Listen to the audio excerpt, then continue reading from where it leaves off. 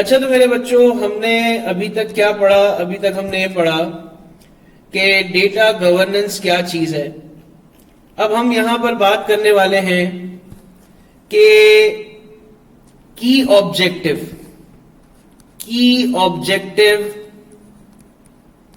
Of data governance. क्योंकि देखें, कोई भी चीज बिना किसी ऑब्जेक्टिव के इंप्लीमेंट नहीं होती। कोई ना कोई ऑब्जेक्टिव होता है, कोई ना कोई मकसद होता है जिसकी बिना पर हम क्या करते हैं, हम चीजों को इंप्लीमेंट करते हैं, चीजों को हम मैनेज कर रहे होते हैं। ठीक है ना? तो अब हम बात करने वाले हैं कि डेटा को किस तरीके से हम ये जो डेटा गवर्नेंस है, इसका बेसिकली ऑब्जेक्टिव क्या है। तो यहां पर बहुत बड़ी डिटेल में नहीं जाते, हम यहां पर चीजों को इस तरह से समझते हैं जो कि आसानी से हमें याद भी हो जाए। सबसे पहला जो ऑब्जेक्टिव है डेटा के गवर्नेंस का, वो ये है कि रिड्यूस करना किसको? रिस्क को। क्या करना? डेटा को गवर्न करने का सबसे पहला ऑब्जेक्टिव क्या है? रिड्यूस करना रिस्क को। अब इसके लिए अगर मैं बात करूं तो यहां पर मैं एग्जाम्पल के तौर पे ये कह सकता हूं कि जितने भी हमारे बैंक्स हैं, उन्होंने अपने पास एक सिस्टम में, यानी जो उनका बैंकिंग सिस्टम है, उसमें उन्होंने एक अलर्ट मैसेज या अलर्ट सेट किया हुआ होता है। It's just like an alarm, कि कोई भी सस्पिशियस अगर कोई लॉगिन होता है तो वो क्या हो, फौरन से डिडक्ट हो जाए। अब सबसे पहले डेटा गवर्नेंस क्या करेगी? किसी भी बैंकिंग सिस्टम में ये चीज को जरूर नोट करेगी कि क्या उसमें ये अलर्ट सिस्टम है, क्योंकि अलर्ट सिस्टम होगा तो उसी की बदौलत ही रिस्क कम होगा। फिर इसके बाद दूसरा ऑब्जेक्टिव है इंटरनल गाइडलाइन बनाना। देखें, उसूलों पे चलना ऑर्गेनाइजेशन के लोगों का भी काम होता है। अब बात सारी ये है कि यहां पर हम बात करेंगे इंटरनल गाइडलाइन पे कि फॉर एग्जाम्पल अगर एचआर का डेटा है, तो वो डेटा, एचआर का जो डेटा है, एचआर का डेटा क्या होता है? जिसमें लोगों की हायरिंग, उनकी सैलरी, उनके बोनस, उनकी इंक्रीमेंट, तमाम ऐसे कॉन्फिडेंशियल डेटा होता है जो कि एचआर अपने पास रिकॉर्ड रखता है। अब ये जो एचआर अपने पास डेटा रिकॉर्ड रखता है, तो ये बेसिकली डेटा किस किस को शेयर हो सकता है, कौन कौन इस डेटा को एक्सेस कर सकता है। इन तमाम डेटा को एचआर हेड और कंपनी के सीईओ या सीओओ एक्सेस कर सकते हैं, क्योंकि ये उस पोजीशन के दो लोग हैं जिनको हर किस्म की अथॉरिटी होती है। फिर इसके बाद हमारे पास एक है लीगल कंप्लायंस। क्या कह रहा हूं? Legal compliance. अब लीगल कंप्लायंस में हमारे पास क्या आता है? जैसे मिसाल के तौर पर मैं यहां पर कहूं कि हर कंट्री का, मैं ऐसे ही बात कर रहा हूं, हर कंट्री का लॉ है हर चीज को लेके, और इसी तरीके से आपके पास हर कंट्री का एक अपना ह्यूमन लॉ है जिसको हम सिविल लॉ भी कहते हैं। इसी तरीके से हर कंट्री में डेटा से रिलेट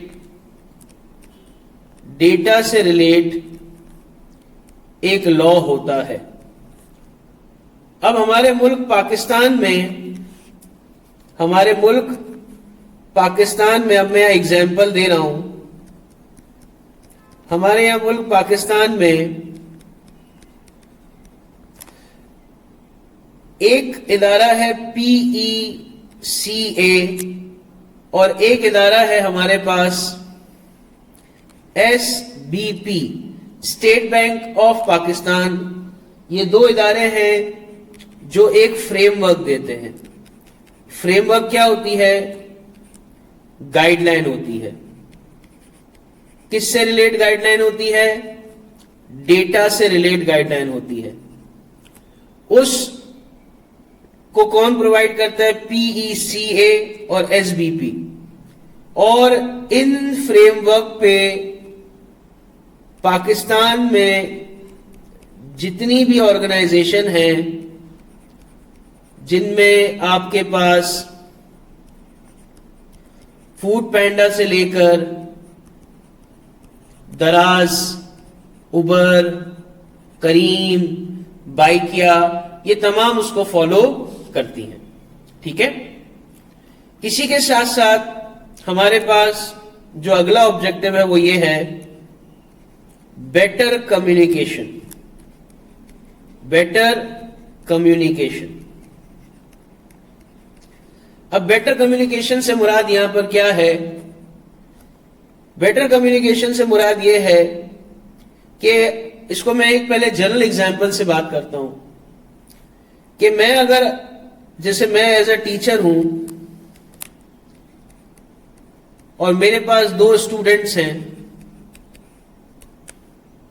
ये मिस्टर ए है स्टूडेंट और ये मिस्टर बी है। अगर मैं एक चीज से रिलेट बात इस स्टूडेंट को आदी करूं और इस स्टूडेंट को आदी करूं तो क्या होगा? ये दोनों स्टूडेंट कंफ्यूज हो जाएंगे और कंफ्यूज होने की बिना पे मेरे जो ऑर्डर्स हैं, मेरे जो जिसे कहना चाहिए इंस्ट्रक्शंस हैं, उसको प्रॉपरली फॉलो नहीं कर पाएंगे। फॉलो यहां पे लिख देता हूं, कैन नॉट प्रॉपरली फॉलो। क्यों नहीं कर पाएंगे? जाहिर सी बात है, दोनों से रिलेट अलग अलग बातें हो रही हैं। तो जब भी मैं किसी भी कंपनी के अंदर डेटा गवर्नेंस की बात करता हूं तो डेटा गवर्नेंस से रिलेट मेरा जो डॉक्यूमेंट होगा, डेटा गवर्नेंस से रिलेट मेरा जो डॉक्यूमेंट होगा वो इतना क्लियर होगा, इतना कंसाइज, कंप्लीट, जो ऑर्गेनाइजेशन के हर डिपार्टमेंट, चाहे वो डायरेक्टली इन्वॉल्व हो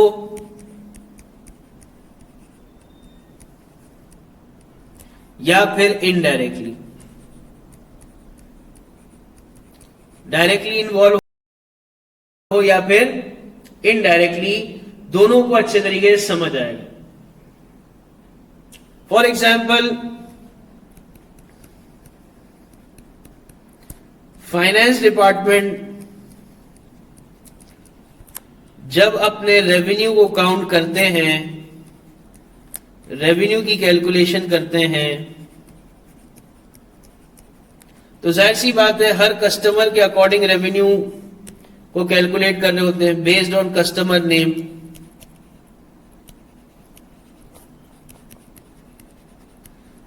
तो सेल्स वाला क्या करता है, यानी सेल्स डिपार्टमेंट क्या करता है? सेल्स डिपार्टमेंट भी कस्टमर नाम को उसी तर्ज पे लिखेगा, उसी अंदाज में लिखेगा जो अंदाज फाइनेंस वालों को चाहिए। अगर थोड़ी भी ऊंच नीच हुई, थोड़ी भी चेंजेस हुई इन फॉर्मेटिंग, चेंजेस इन फॉर्मेटिंग, तो उसकी वजह से क्या होगा? पूरा कोलैप्स हो जाएगा। फिर इसके बाद आपके पास एक और चीज होती है जो कि डेटा के गवर्नेंस के ऑब्जेक्टिव को पूरा करती है, वो है इंक्रीज डेटा वैल्यू। क्या मतलब है इसका? इसका मतलब यह है कि डेटा हमेशा क्लीन होना चाहिए, डेटा हमेशा कंसाइज होना चाहिए, डेटा हमेशा कंप्लीट होना चाहिए। अब इससे क्या होता है, डेटा के कंप्लीट, कंसाइज और क्लीन होने से मेरी जो डिसीजन मेकिंग है वो बेसिकली एक्यूरेट आती है। क्या आती है? एक्यूरेट आती है। क्या आती है? एक्यूरेट आती है। और उससे क्या होता है, मुझे डिसीजन मेकिंग लेने में मदद मिलती है। फॉर एग्जाम्पल, मैं यहां पर एग्जाम्पल से बात को और आसान करने की कोशिश करता हूं। सेल्स का डेटा देखकर परचेज डिपार्टमेंट ये अंदाजा लगा सकता है और इससे ये बात पता चल सकती है कि कौन सी प्रोडक्ट की डिमांड ज्यादा है, और इसी वजह से आपका जो स्टॉक डिपार्टमेंट होगा वो भी ये चाहेगा कि उसके पास इस पर्टिकुलर प्रोडक्ट से रिलेट हर टाइम इन्वेंट्री अवेलेबल हो, आउट ऑफ स्टॉक ना हो। और ये तभी पता चल सकता है जब sales department clean and accurate data manage करे और रिकॉर्ड करे। ठीक है। फिर हमारे पास एक और ऑब्जेक्टिव है जिसे हम कहते हैं सिंप्लीफाई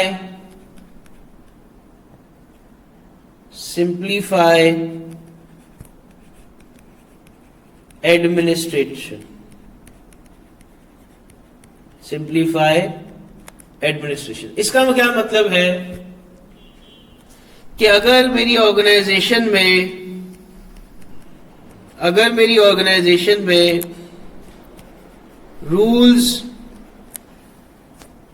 रूल्स और सिस्टम अच्छे फॉर्मेट के अकॉर्डिंग होंगे तो उसे फॉलो करना भी आसान होगा। और जब फॉलो करना आसान होगा तो मैं अपने काम को मैनुअल से शिफ्ट करके ऑटोमेट ला सकता हूं। ठीक है। और फिर हमारे पास एक ऑब्जेक्टिव और होता है जो कि काफी रियलिस्टिक भी है। वैसे तो सारे रियलिस्टिक हैं, लेकिन ये क्योंकि पैसों से रिलेट है तो यहां पर हमें बात की जाती है एक और ऑब्जेक्टिव जिसको हम कहते हैं रिड्यूस कॉस्ट। रिड्यूस कॉस्ट का मतलब यह है कि अगर मेरा डेटा अच्छे तरीके से कलेक्ट हो रहा है,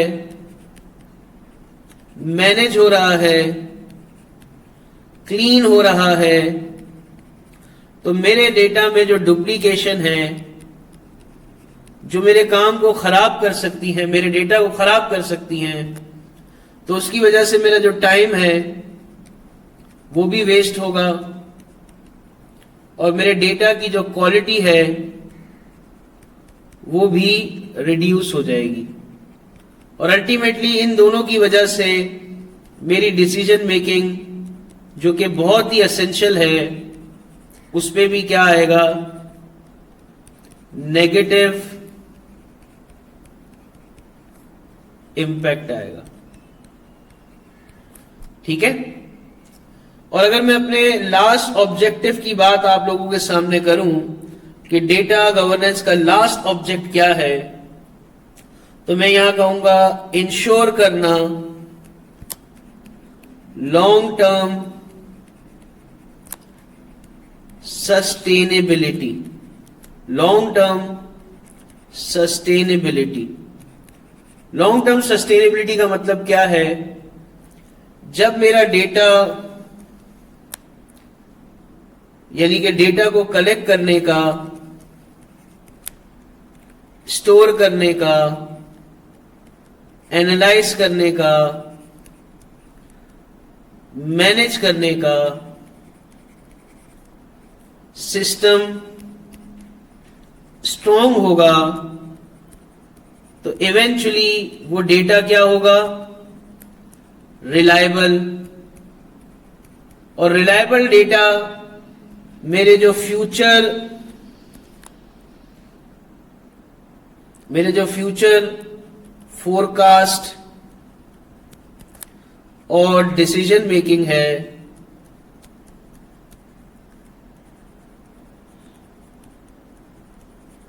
उसे क्या करेगी, एक्यूरेट बनाएगी।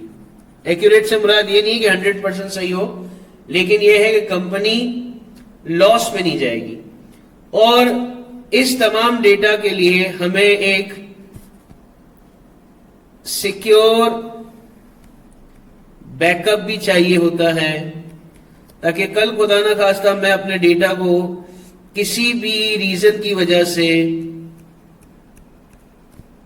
लूज कर जाता हूं